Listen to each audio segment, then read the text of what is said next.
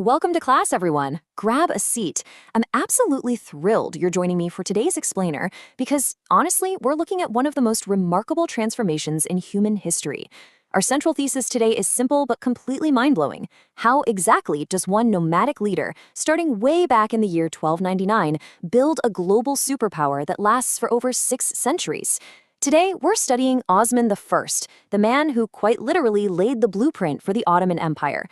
Let's dive right in together and uncover exactly how a small Turkic state managed to shape the course of history across 3 whole continents. So here's our syllabus for today. We'll start with the origins of a leader, move into the conquest of the Byzantines, examine his principles of governance, explore the visionary dream, and finally look at a 6th century legacy.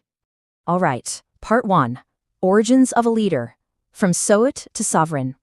Okay, to set the scene, Osman was born in 1258 in the frontier town of Sogut, which is in present-day Turkey. As the son of Ertugrul, the chief of the Kayi tribe of the Oghuz Turks, he basically grew up defending the borders of the Seljuk Sultanate of Rum.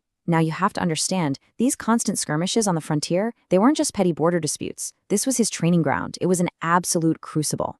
In 1280, he succeeds his father as leader, taking command of this incredibly seasoned, battle-hardened tribe. And by 1299, he officially founds his own independent state, the Beylik.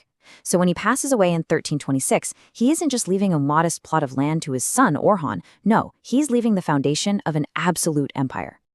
If we examine the geopolitics of the era, the contrast is just stark. On one hand, you have the energetic, highly ambitious Kayi tribe, actively centralizing power, hungry to expand. And right next door, you've got the crumbling, decaying Byzantine Empire, basically in its final stages. Osman didn't just stumble blindly into this power vacuum. He masterfully exploited it. He really understood that empires aren't just built on their own internal strength, but they often capitalize on the fatal weaknesses of their neighbors. He actively used the decay of a once great empire to forge his very own. Now, what made him so effective? Well, Osman possessed what we could call a dual education. He was a true scholar of both the sword and the soul. First off, he received this intense nomadic combat training. We're talking mastering horseback riding, archery, sword fighting, the whole 9 yards.